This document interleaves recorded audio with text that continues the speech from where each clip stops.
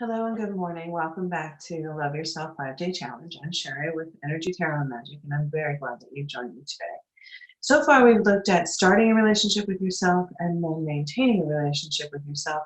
Today, I want to talk about just a few things that you can do throughout your life on a daily basis that will help you continue to build that healthy relationship with yourself.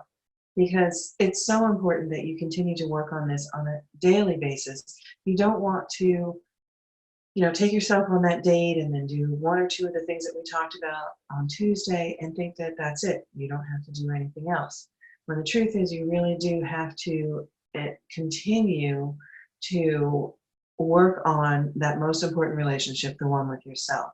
So some of the things that you can do is set an intention. And that's something that I talk about a lot with my clients, where setting an intention is a little bit more than saying you want something. It is energetically aligning with it. It is taking action and making it a priority in your life. So set an intention to have a happy and healthy relationship with yourself, and then carry through with the energy alignments and the action plans. And if you have a lot of trouble with those sorts of things, please feel free to contact me. That's what I do with my clients, and I would love to help you do it as well. You want to set specific and actionable goals to have a good relationship with yourself. You want to be specific, and I recommend writing it down, handwriting it if at all possible. And I say that knowing that I use a stylus and a handwriting app on my iPad, because I take a lot of handwritten notes and I want to be able to organize them, search them, find them, all of those sorts of things. And I can't stand having a bunch of notebooks laying around because the clutter gets on my nerve. And so I consider that handwriting things, and there is a different energy between handwriting things and typing them. So take the time, make the effort, use the energy. Again, that energy alignment is very important to set your intention in writing. And then cultivate an awareness of how you treat yourself. Pay attention to how you talk to yourself. Pay attention to how you feed yourself, whether it's actually food or it's feeding your heart and soul. But pay attention to how you do these things, and when it's not working, make changes. Don't expect other people to change these things for you. It's really important for you to make the changes yourself. You want to plan for some short, middle, and long-term goals. And that means look out into your life and see, where do you want your relationship with yourself to be in a month, in 6 months, in a year, in 6 years. Whatever it is, plan for those, and then set milestones so that you can say, okay, I am on track to have what I ultimately want as a relationship with myself if I continue to do what I've been doing. Or you can see when you're off track. If you find yourself gaining weight or being uncomfortable in your own skin, look back and see what has made you feel this way and make adjustments. I know when I overeat, I get really lethargic and unhappy with myself because I just don't feel good. And so I have to look at what I'm eating and go back and change it. And I've been doing that much more actively probably in the last 6 months or so. And I feel so much better 99% of the time. Adapt an attitude of curiosity and acceptance. Change is good even when it's hard. So be ready for the difficulties and enjoy the newness of when things are in process and changing. Be careful that you don't make changes without consideration. It can be as simple as consulting a doctor before going on a diet, or as complex as when you're planning the relationship with yourself, detailing what you will and will not say to yourself. But plan. Don't just jump in both feet without looking. This is not the time for that leap of faith. This is the time for planning. Prioritize your basic self-care. Make sure you're getting enough sleep. And I know how hard that is. I literally just woke up from a very short night of sleep.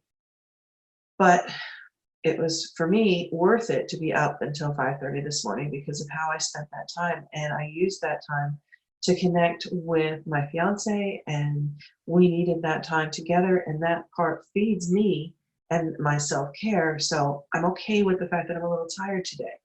I can take a nap later on. And that's something that you have to kind of consider too, is what options are you leaving yourself open for? If you don't get a good night's sleep, how can you maybe recover from that? Can you take a nap in the afternoon for about 20 minutes? Can you change what you were planning on eating that day so that you're not going to weigh yourself down with something too heavy or too rich? All of those kinds of things are part of your self-care process. So sleep, nutrition, activity, rest, recreation, all the mental habits that you've set up, these are all part of prioritizing your basic self-care. Caring for yourself teaches you to trust yourself because you know that you can continue to care for yourself. I think that as a society, we are taught very young, in a lot of cases, to not trust that our needs are going to be priorities. Because as children, we may have turned to our families and said, I need this. Or however, a child might say, you know what, I really need you to change how you talk to me. And because our parents are of a certain age, maybe that didn't happen. That taught us to not trust others, to put our needs first, and taught us to sublimate our needs for other people's needs. You got to break those chains. You got to break that habit. So make yourself a priority every single day and teach yourself that it's okay to be a priority and that you can trust in your own position in your own life. And finally, be kind to yourself. If you're not feeling well, like yesterday, I just was not having a good day. I was not feeling well. I was exhausted. I was upset. My stomach was upset. Simple things like that.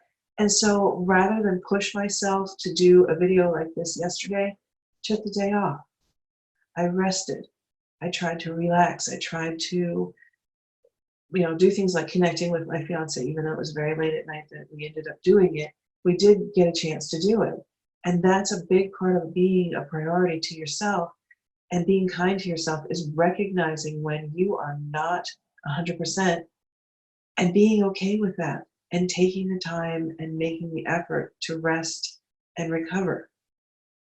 I hope that today's discussion has helped you understand how best to, continue to build and maintain that relationship with yourself. I hope that you're enjoying the Love Yourself 5-Day Challenge. I know I'm really enjoying doing these videos and talking with you guys in the group.